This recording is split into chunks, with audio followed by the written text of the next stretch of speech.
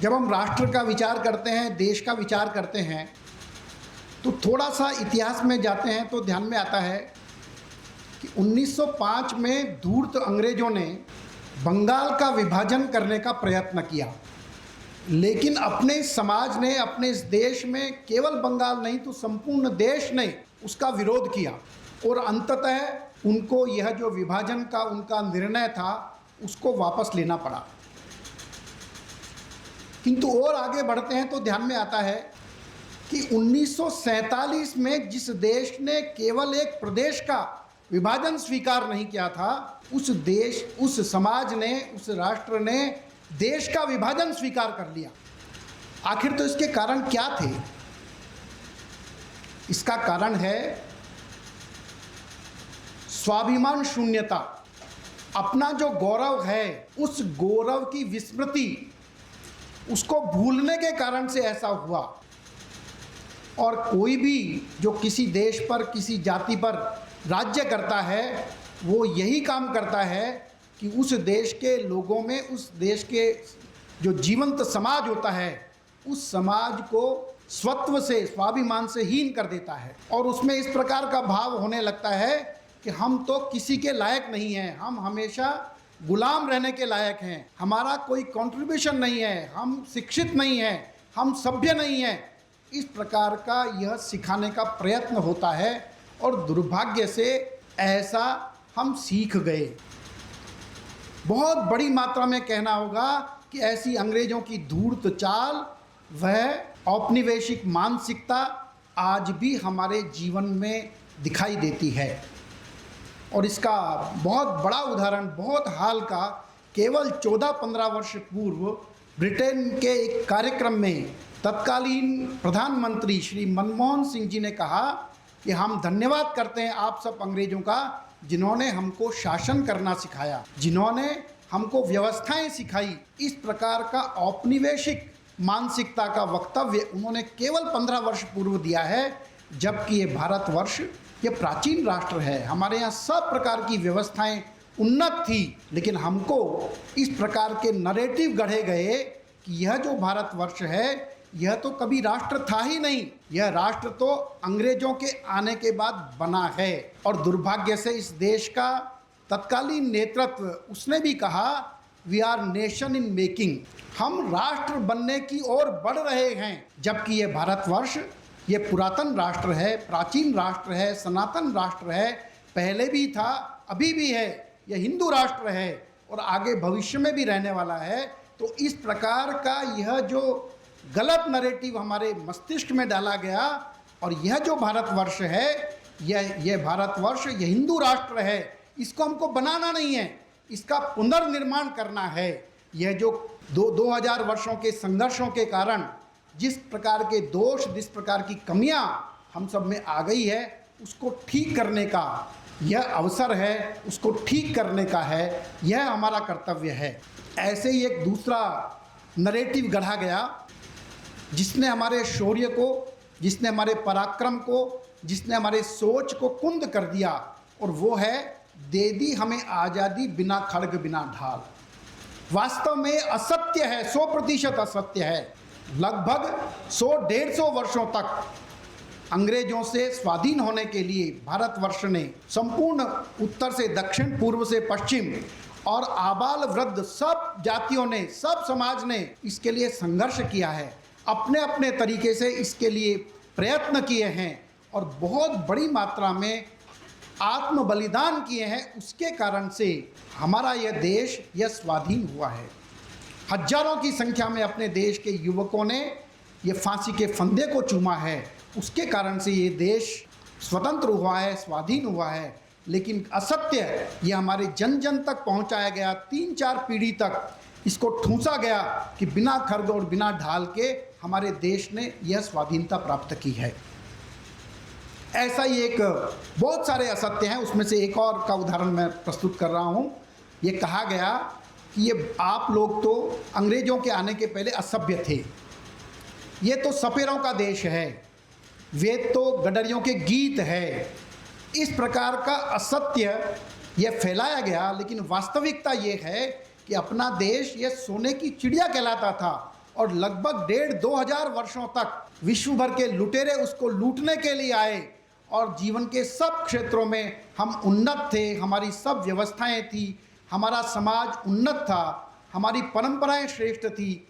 उसके बावजूद भी ये कहा गया कि हम असभ्य हैं और अंग्रेजों ने हमको असभ्य बनाया है। यह जो विश्व गुरु भारत है, ये ऐसे ही नहीं विश्व ने कहा था, हमारे यहाँ की श्रेष्ठताओं को देख करके, और यह विश्व ने स्वीकार किया था कि भारत वास्तव में विश्व गुरु है।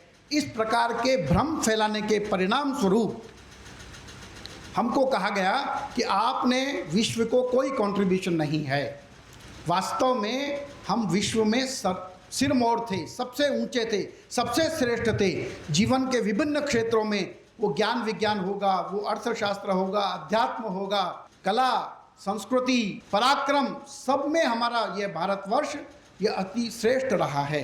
हमको दुर्भाग्य से बताया गया कि राइट ब्रदर्स ने यह वायुयान का आविष्कार किया, जबकि 1895 में शिवकर बापूजी तलपड़े ने मुंबई के चौपाटी में यह वायुयान को उड़ा करके सबके सामने दिखाया था। ऐसे ही एक गणितीय सूत्र है प्रमेय, उसको पाइथागोरस ने आविष्कार किया, इस प्रकार का हमको बताया जाता है। जबकि ऋषि बोधायन ने बहुत पहले ईसा 800 पूर्व यह शुलभ सूत्र इस नाम से यह इसका आविष्कार पहले ही कर दिया था। ऐसे ही यह रेडियो का आविष्कार, बेतार के तार का आविष्कार यह मार्कोनी ने किया, ऐसा बताया जाता है। जबकि जगदीश चंद्र बसु ने मार्कोनी के पूर्व यह इसका आविष्कार कर दिया था। ऐसे ही जैसे बताया गया, अंग्रेजों ने आकर के भारत के लोगों को शिक्षित किया, जबकि वास्तविकता ये है तक्षशिला और नालंदा विश्वविद्यालय में लगभग विश्व के 80-85 देशों के हजारों छात्र यह भारत में शिक्षा प्राप्त कर रहे थे, जब पूरे विश्व में केवल 8-10 विश्वविद्यालय थे। और ऐसा ही केवल इतना ही नहीं, तो संपूर्ण देश भर में 7,23,000 गुरुकुल, अर्थात सामान्यतया हर एक गांव में इस प्रकार के गुरुकुलों की परंपरा थी। उसके कारण से हमारा ये समाज शिक्षित था, उन्नत था। व्यापार के क्षेत्र में झूठ फैलाया जाता है कि व्यापार में भारत का कोई कंट्रीब्यूशन नहीं था। वास्तविकता ये है कि जिस समय अंग्रेज इस देश में आए, उस समय भारत का विश्व की जीडीपी में योगदान 27% था। इस प्रकार का सभी क्षेत्रों में भारत का यह श्रेष्ठ योगदान यह विश्व को रहा है। हम सब जानते ही हैं कि ढाका की मलमल यह विश्व प्रसिद्ध थी, और कहते हैं कि 7 लेयर उसकी यदि हो जाए तो भी अंगूठी में से उसको पूरे थान को निकाल सकते हैं। इस प्रकार की श्रेष्ठ, जो आज भी शायद बनाना मुश्किल है, इस प्रकार का श्रेष्ठ हमारे यहाँ वस्त्र उद्योग था। ऐसे ही इस्पात के क्षेत्र में हम दिल्ली में देखते हैं, जो लोह स्तंभ है 1,500-2,000 वर्षों से उसकी आयु है, आज भी सब प्रकार की वर्षा धूप में उस पर किसी प्रकार का जंग नहीं लगा। तो ऐसा यह जो सब कुछ हुआ, यह जो सब कुछ श्रेष्ठ हमारे यहाँ था, हम अपना स्वत्व भूल गए, हम क्या थे और किस प्रकार से हमारे पुरखे श्रेष्ठ थे, ये सब भूलने के कारण से हम इस प्रकार की दैन्य की स्थिति में आए। यह जो कोई भी समाज, कोई भी राष्ट्र जब स्वाधीन होता है, तो वह सबसे पहले पराधीनता के चिन्हों को समाप्त करता है, अपनी विरासत पर गर्व करता है। किंतु दुर्भाग्य से अपने देश के नेतृत्व ने स्वाधीनता के पश्चात जो काम होने चाहिए थे वो ना हो सके, और अब पिछले 1-1.5 दशक से यह सब काम हो रहे हैं। सभी प्रकार के औपनिवेशिक मानसिकता के यह गुलामी के चिन्ह हमारे देश से समाप्त करने का प्रयत्न यह हो रहा है, और उसी के परिणाम स्वरूप बम्बई को मुंबई, मद्रास को चेन्नई, फैजाबाद को अयोध्या धाम, इलाहाबाद को प्रयागराज, ऐसे भिन्न भिन्न स्थानों के नाम यह बदले जा रहे हैं। दिल्ली का यह नया संसद भवन बना है, और उसमें संगोल यह धर्मदंड का प्रतीक, न्याय का प्रतीक, इस प्रकार से यह मंत्रोच्चार के साथ में स्थापित किया जा रहा है। अपना यह जो राजपथ जिसको कहते थे, जो औपनिवेशिक मानसिकता का प्रतीक है, उसको कर्तव्य पथ के रूप में स्थापित किया गया है। इस प्रकार से विभिन्न प्रकार की व्यवस्थाओं में यह अपने देश की माटी के विचार के अनुरूप, सनातन विचार के अनुरूप, हिंदू विचार के अनुरूप यह सब काम किया जा रहा है। और आज समाज में युवाओं में देशभक्ति का भाव और सनातन परंपराओं के प्रति विश्वास या उसके प्रति आस्था यह दिनों दिन बढ़ रही है और यह श्रद्धा भाव सब और हमको दृष्टिगोचर हो रहा है। स्वच्छता के भाव जो प्रधानमंत्री जी ने प्रथम अपने उद्बोधन में लाल किले की प्राचीर से कहा, यह छोटी सी चीज़ लगती है लेकिन उसके कारण से समाज जीवन में कितने परिवर्तन आ रहे हैं यह हमको दिखाई देता है। किस प्रकार से भगवान राम के जन्म स्थान पर भारतवर्ष में ही उस स्थान को तोड़ करके और यह तथाकथित मस्जिद यह ढांचा खड़ा कर दिया गया। 500 वर्षों के संघर्ष के पश्चात जब राष्ट्रीय चेतना का जागरण होता है, जब स्वाभिमान का जागरण होता है, तो किस प्रकार से यह होता हुआ दिखाई देता है कि हम सबकी आंखों के सामने ही यह भगवान राम के जन्म स्थान पर भव्य मंदिर यह बना है और वो और भव्य बनते जा रहा है। भारत का संविधान एक, भारत एक देश, श्यामा प्रसाद मुखर्जी जिसके लिए बलिदान हुए, उन्होंने कहा एक देश में दो विधान नहीं चलेंगे, नहीं चलेंगे। उस सबको हमारी आंखों के सामने हमने होते हुए देखा है और धारा 370 जो देश से उसको अलगाव का ऐसा दर्जा देती थी जम्मू कश्मीर को, उस 370 की धारा का खात्मा होते हुए भी हमने देखा है। आर्थिक दृष्टि से भारत यह चौथी अर्थव्यवस्था है और तीसरी अर्थव्यवस्था की ओर बढ़ रहा है और किस प्रकार से यूनिकॉर्न स्टार्टअप ये अपने देश में बढ़ रहे हैं। 115 यूनिकॉर्न यह अपने भारतवर्ष में है। किसी समय हम सब सुनते ही थे कि ईस्ट इंडिया कंपनी अपने देश पर उसने राज्य किया। ऐसी कंपनियां ब्रिटेन में आज 900 भारतीय कंपनियां ब्रिटेन में काम कर रही है। एक देश एक कर टैक्स जीएसटी के रूप में संपूर्ण देश भर में लागू हुआ है। सब क्षेत्रों में भारत आत्मनिर्भर हो रहा है, स्वावलंबी हो रहा है, मेक इन इंडिया ये बढ़ रहा है। ये सारे चिन्ह ये भारत के नवोत्थान के चिन्ह हैं। किसी समय हम केवल 2% मोबाइल ये बनाते थे, आज 98% मोबाइल अपने देश में ही बन रहे हैं।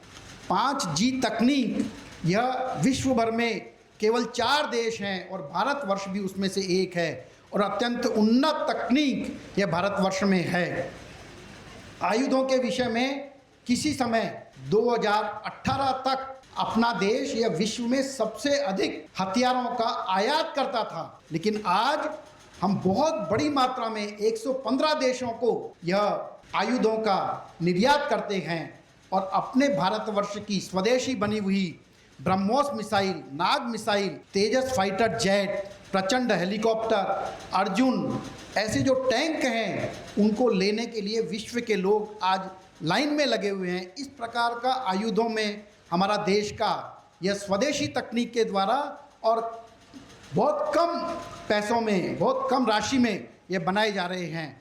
अंतरिक्ष उपग्रह के विषय में अभी एक बहन ने, बेटी ने बोला ही था अपनी कविता में, हम स्वदेशी और सस्ता, सबसे सस्ता विश्व में ऐसा अपना सारे उपग्रहों का निर्माण कर रहे हैं और 132 उपग्रह एक साथ छोड़ने का यह केवल और केवल विश्व में भारतवर्ष ऐसा है जिसने स्वदेशी तकनीक से बनाए हुए उपग्रहों को छोड़ा है। बहुत सारे विश्व के देशों के लिए भी हम यह उपग्रह छोड़ते हैं। चंद्रयान 3 का सफल प्रक्षेपण यह तो विश्व को चौंकाने वाला है ही।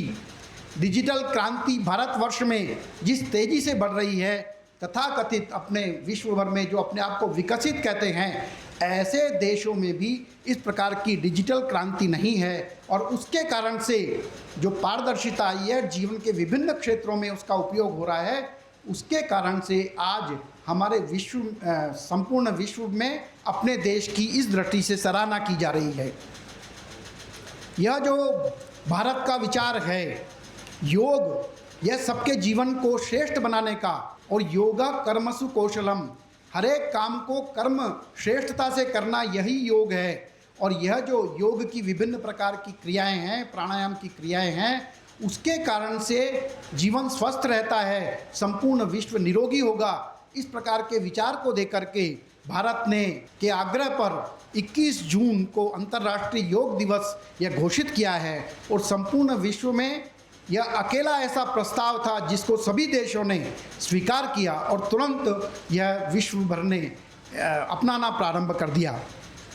कोविड के ऐसी जो महामारी हुई थी उसमें हमने देखा कि किस प्रकार से विकसित देश यह अपने आप पर घमंड कर रहे थे और हमारे देश की आवश्यकताओं की पूर्ति के बाद हम बाकी लोगों को देंगे, लेकिन भारत ने बहुत कम समय में भारत के वैज्ञानिकों ने ऐसा कोविड का वैक्सीन विकसित किया, बहुत सस्ता विकसित किया और हमने बहुत बड़ी मात्रा में विश्व भर के देशों को यह कोविड का वैक्सीन यह उपलब्ध कराया।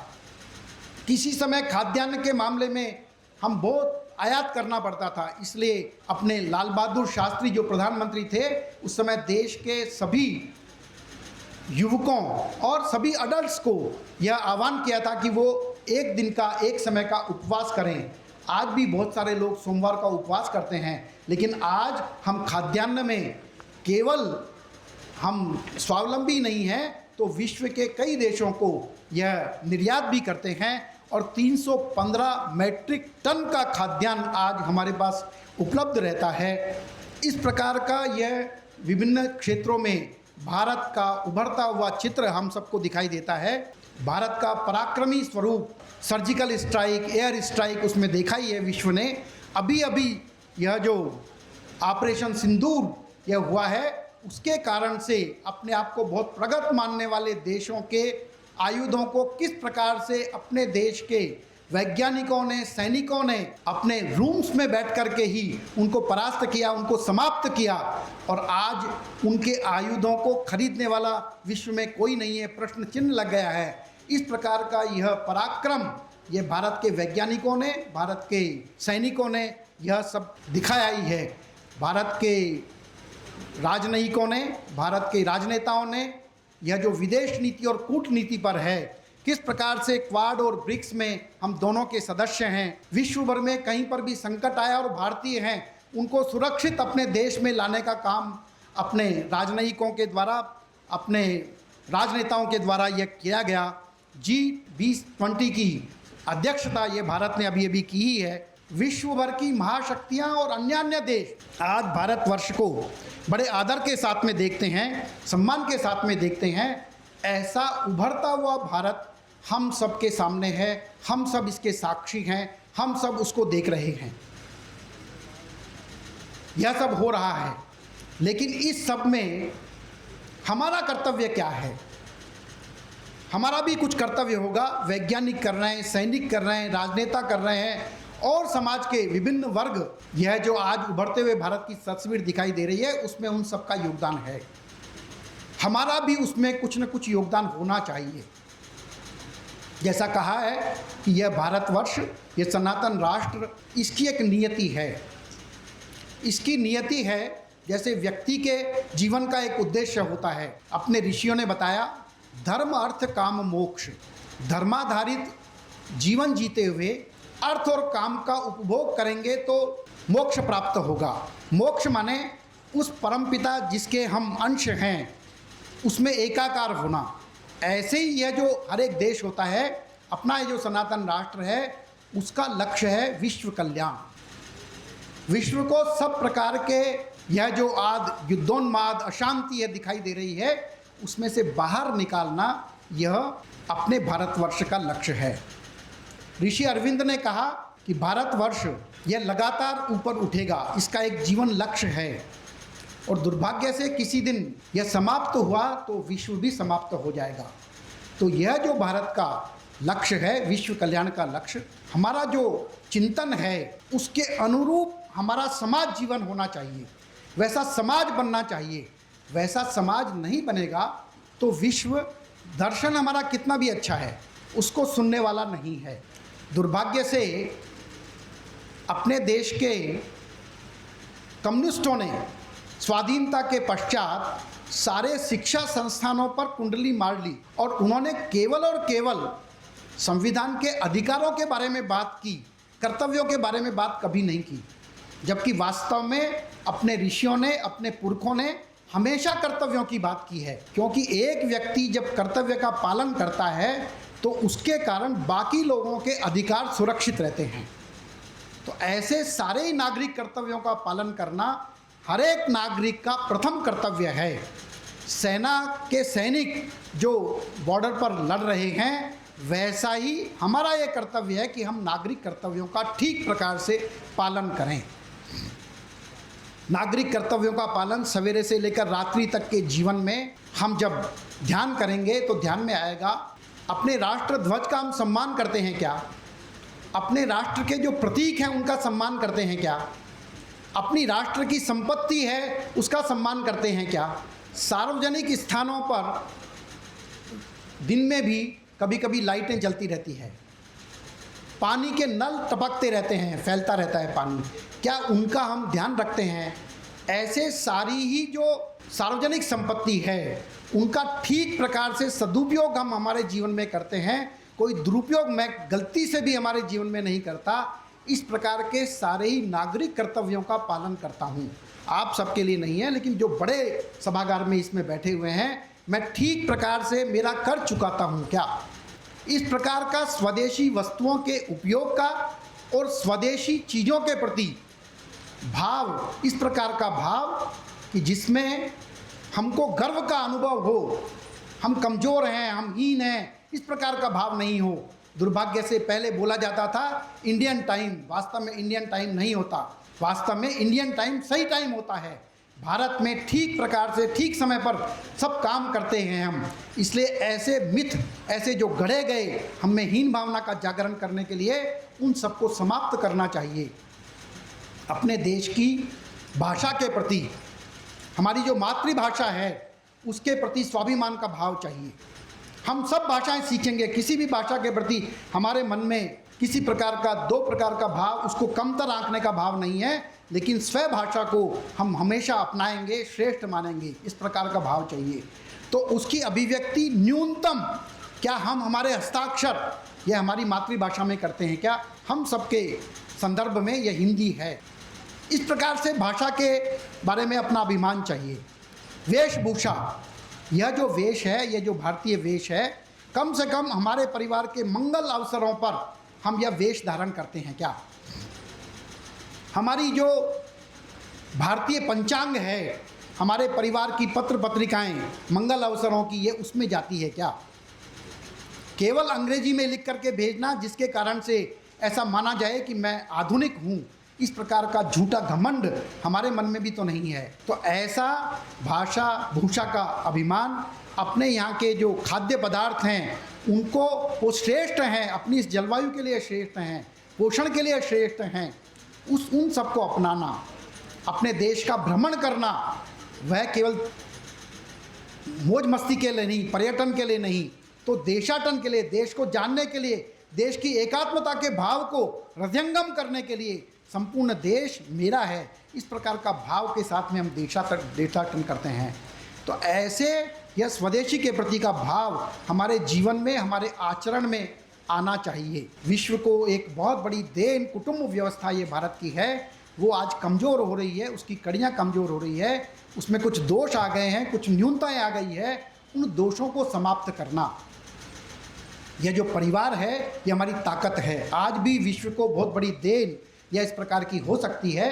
तो यह जो परिवार व्यवस्था है, उस परिवार व्यवस्था को ठीक प्रकार से बनाए रखना, उसके जो गुण हैं उन गुणों को बनाए रखना, और उसके कारण से ही यह जो सनातन परंपरा पीढ़ी दर पीढ़ी हमारे जो जीवन मूल्य हैं वो हमारे व्यवहार में आते जाते हैं, वह आती जाए, वह बढ़ती जाए। इस प्रकार का सनातन मूल्यों का संक्रमण अपने परिवारों में एक पीढ़ी से दूसरी पीढ़ी में होता जाए।